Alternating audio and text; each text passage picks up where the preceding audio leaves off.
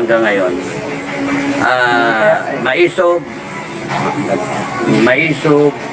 Maisog, at saka mga KOJC, rally, tapos yung Friday group, EDSA Shrine group, no? At kung saan sang rally, na laging naka-counter ng administration. So, ngayon, na napansin namin,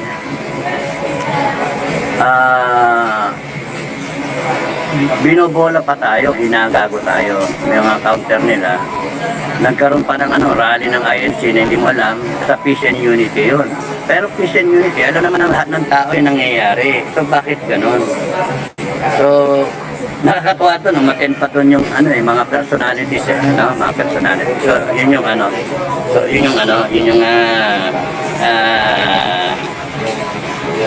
problem kung kayo magpapadala kayo without a discerning mind, mawawala kayo So basically ang sinusundan namin ng FDF is constitution tayo, para kung sakasakali doon lang tayo sa constitution. Now kung yung AFP at PNP ninyo, sinasabi nila they are apolitical, they will uphold the constitution, they are for the Filipino people, magkakaalaman yan kung saan talaga sila. Hindi naman pwede na ang pinag-uusapan dalawang klaseng constitution. Hindi, isa lang yung constitution natin. So, isa lang talaga yung pagbabasehan. At tayong mga kababayan, isa lang yung ini-implement natin constitution.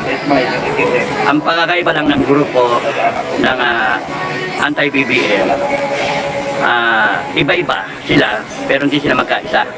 Hindi kagaya nitong mga pro-BBM, iba-iba sila. May komunista, may oligarch, may mga tamba, mga pro-kurakot, mga opisyal na mga tarantadong tiwakal na mga magnanakaw, may mga retired na mga officers na para sa kanila. Kaya yun yung nila. That's why nagsama-sama sila.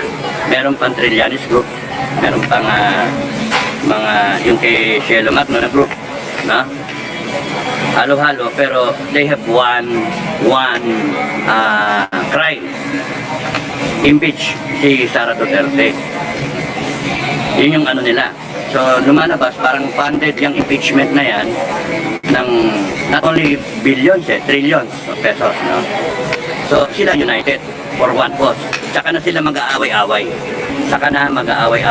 Na pagka nakuha nila yung gusto nila, which is to neutralize Duterte. Mawala na yung Duterte na pangalan sa political landscape.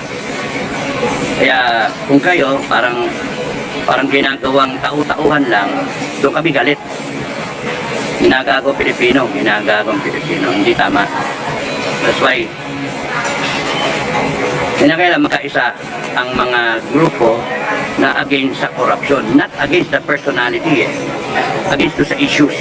Pangat, droga, pagnanakaw, pagplunder sa bansa natin. Recently, in 2025 budget, inaprubahan, pinirmahan, kahit blanco, ngayon binabalikan. Pinalala po yung issue, ibang issue pinalalabas. Pinalabas pa yung aking inciting to sedition na hanggang ngayon wala naman yung kaso. Wala pa sa piskal So yun? Para tumahimik ako, para matakot, may offer na umalis ako, mag-backdoor ako, mag-asylum ako sa Malaysia. Di ba gago? So, ngayon, ang dami na paplano. So, kami, tinitignan namin yung overall. Kaya huwag kayo nainip. Hintayin niyo yung hudyat ko kung lalabas ako o kung hindi ako lalabas. Ang kagandahan ng cool ako is it's the trait of a hunter, no? Alamin mo kung sino yung kalaban mo, sino yung kaaway mo, sino yung kakampi mo. So, nandun ako. Huwag kayo nainip. Kami nag-iisip kami. Right now, alam namin kung anong gagawin after na kunwaring magbago yung ihip ng hangin. Yun yung isang hurdle. Yung magsama-sama kayo, magbuklod-buklod kayo, tumayo kayo, sabay-sabay sa hudyat, isa lang ang sigaw. BBM, wala ka na. We are terminating you. Kaming mga kababayan, we are terminating you. Resign, mayroon pa siyang option eh. Ayaw ko. Ano, gagawin niyo? Ayaw ko. Pero kung BBM, you are fired. We are terminating you. And everyone supporting you are terminated. Ganun ba? That's the will of the Filipino people. Doon tayo. Pero yung style na yan, wala eh. Hindi nakarespeto itong mga institusyon natin eh. Hindi na katiwa-tiwala sila kung merong pangkatiting na kabaitan na nakikita sa puso nila. Hindi, pari mga demonyo eh. Kaya nga, ang mahalaga para sa akin, pagka sinabi ko lumabas kayo, lumabas kayo. Dito kayo na ipaglaban ang bansa natin. Yun yung mahalaga. Ngayon kami ang iisip namin, paano kunyari lumabas nga kayo o din nanalo kayo, nailagay ninyo yung ilagay nyo si PP kasi yun yung constitutional succession eh. Hindi pwedeng iba eh. Hindi pwede. Ang ano doon, yung team is si Inday, ang presidente.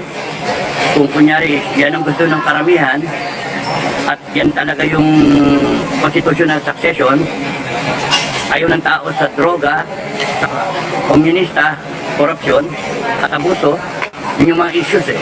Na dapat tayong mga Pilipinong matitino, yun ang naiintindihan natin. And then si Inday, no choice niya, kung gusto niyang linisin muna, magtayo siya ng, ng revolutionary government kung gusto niya. Magkaroon ng revolutionary council. Or hayaan niya ang isang transition. No? Yun yung Kaya nga dapat yan, pag-isipan, hindi para-para. You do not want a repeat ng EDSA 1, EDSA 2 na wala lang, nagpalit lang, and then the same. Right now, kung lalabas kayo, kung lalabas ako, ang gusto natin mangyari, tapusin ang korupsyon, once and for all. Maglagay tayo ng death penalty para yung korupsyon na yan tumigil. Ayusin natin yung political system natin para tumigil yung kataguhan na yan. Ayusin natin yung AFP at PNP natin para mawala yung mga agam-agam na kanino ba sila talaga. Hindi nababayaran dapat ang AFP at PNP para lang sila sa taong bayan. Tortilla wraps from Luzing. Make it your way.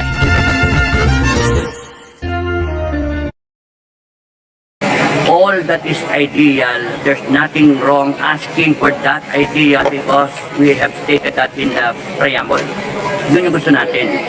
Ang gusto natin bansa ay matino. Hindi yung maraming droga, maraming rape, maraming kriminal, maraming mga nag-aaway-away, maraming nagnanakaw. Bilyon na ninanakaw, tahimik pa rin tayo. Iyak tayo na iyak. Once and for all, tapusin natin ito. Kaya naman natin eh. All you have to do is stand up, go out and say, ito ang gusto namin Pilipinas.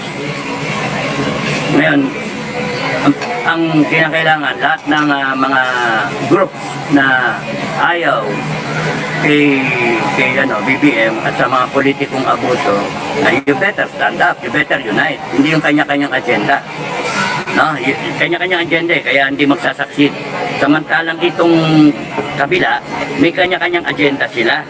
Pero payag sila, mag-unite muna sila. Tsaka na sila magpapatayan, tsaka na sila mag-aawayan. Ang mahalaga, tanggalin muna mga Duterte. Yun yung nila, yun yung game plan nila.